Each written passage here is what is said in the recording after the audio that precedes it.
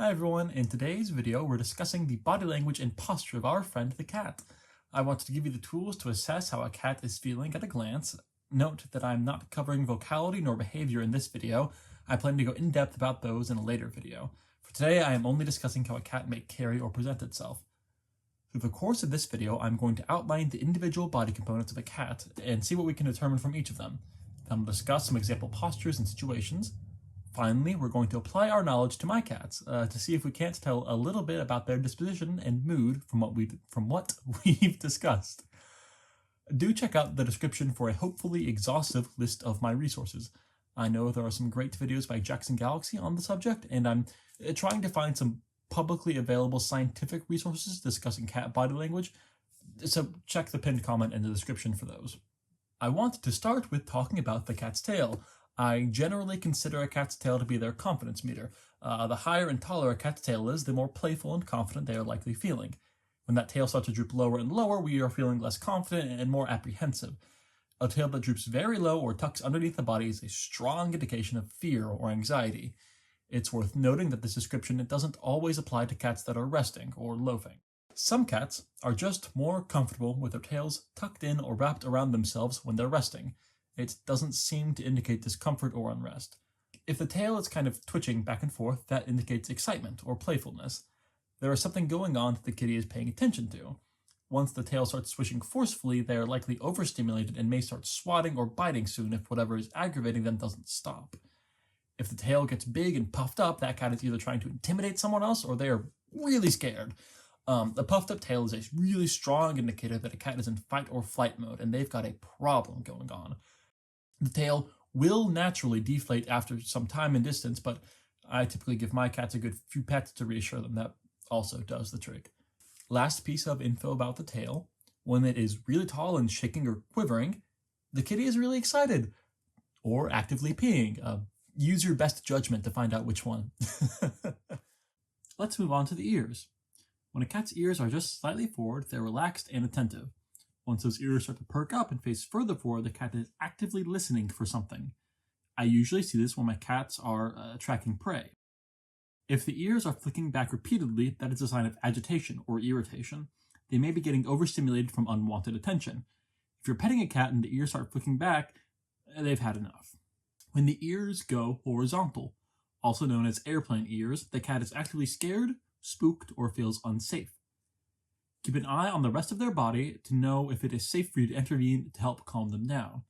If you see a strange cat with airplane ears, or any cat with airplane ears, hissing, and a puffed up tail, do not approach them. The cat will likely try to defend itself and lash out at you with teeth and claws. It gets tricky to read a cat's body language once you get to their posture, as each cat holds themselves a little differently depending on their personalities. Something very universal is that if a cat is lying on their back or side and exposing their tummy to you, they are feeling very comfortable. To a cat, that exposed belly isn't an open invitation. If you rub their tummy, you will get swatted or bitten. A happy kitty walks tall and proud, with their chest and head raised up. When you see one slinking along with their chest and tummy low, they are feeling anxious or lack confidence. A kitty with their chest low and their booty raised up and wiggling is about to pounce. That cat is ready to hunt or play. Cats do enjoy a good stretch, but if their back is arched and their tail is fluffed up, that cat is spooked and in fight mode. Proceed with caution. There is only so much information you can glean from the eyes of a cat. Their pupils will dilate or contract depending on how much light is in a room. Their pupils will also contract if they are tracking prey or they have eyes on an imminent threat. The pupils will dilate when they are suddenly spooked or in the middle of an excited bout of play. I am never able to read too much from a cat's whiskers because they are so thin and fine. Nonetheless, when the whiskers are forward, the cat is attentive and curious. When the whiskers lay flat, they are relaxed and composed. If you see whiskers that are drawn back, that cat is afraid and apprehensive about something. And that's what I can tell you about the individual components of the cat's body and how it contributes to their body language. Let's run through some examples and synthesize those elements. Starting with a happy and confident cat. What are we looking for? Firstly, a tall and upright tail.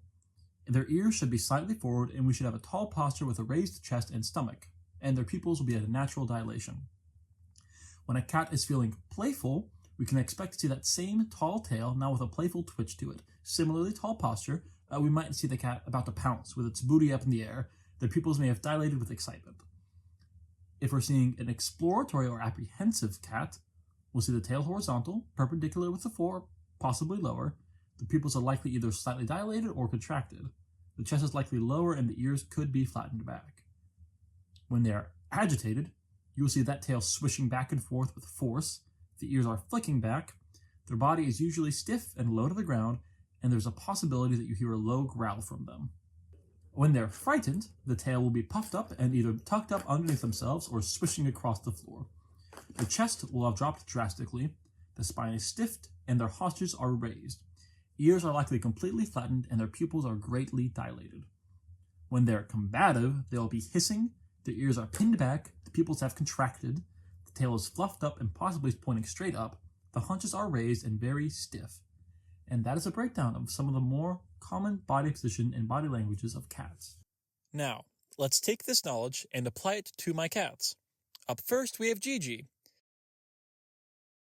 He's feeling pretty neutral in this moment. His chest is raised, his ears are slightly forward, and his whiskers are out flat. I wouldn't say he's particularly excited here, since both his head and tail could be raised a little higher. I want to draw attention to Gigi's stoic response when receiving pets.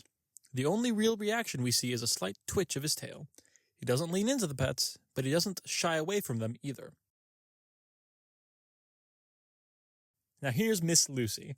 Notice how much taller her head and tail are. That tells us she's more confident and excited than Gigi was. She leans into the pets, and there's a strong whip to her tail. Even in this short interaction, you can see just how sociable and excitable she is. Finally, we have the skittish princess. We catch her in a playful mood. Her chest is up, and her tail is tall and quivering. We'll be watching her closely throughout the rest of this exercise, so take note of her mood right now. Pay attention to how she responds to getting pets. She's definitely excited, but she also slinks away from too much direct attention.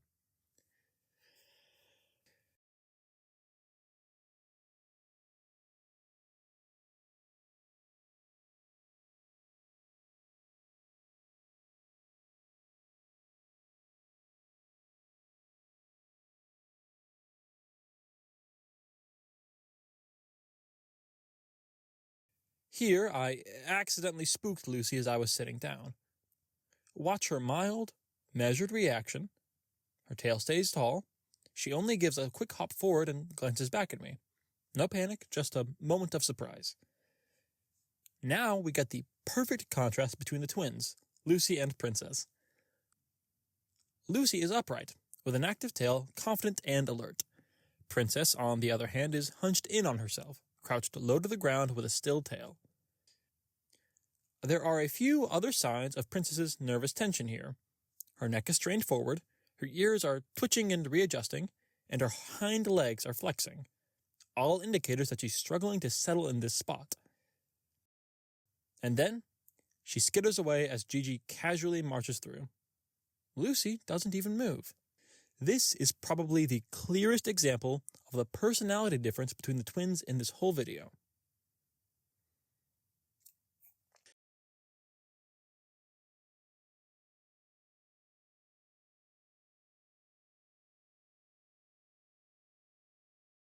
Here, we get another great example of Lucy's confident attitude, snuggling right up to my hand with her tail held high.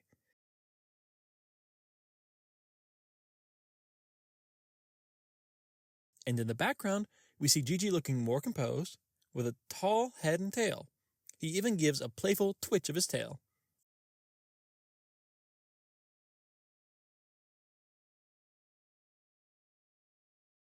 And now Lucy has flopped down on her side and exposed her belly. Someone's feeling cozy. Her body is open and relaxed, not curled up at all. She barely reacts when I pet her in this vulnerable position, which shows she feels very secure and in control.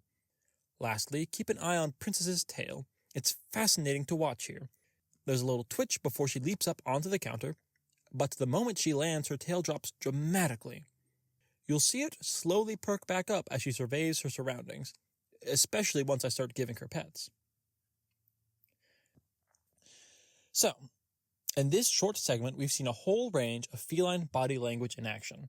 confidence, curiosity, caution, and some stuff in between. Each cat has their own way of expressing themselves, and when you know what to look for, it becomes so much easier to understand what they might be feeling. And that's the end of today's lesson. Again, check the description and pinned comment for corrections to what I've said. If you liked the video, please give it a like. Feel free to leave a comment and tell me a little bit about your cat and how their body language has reflected their personality.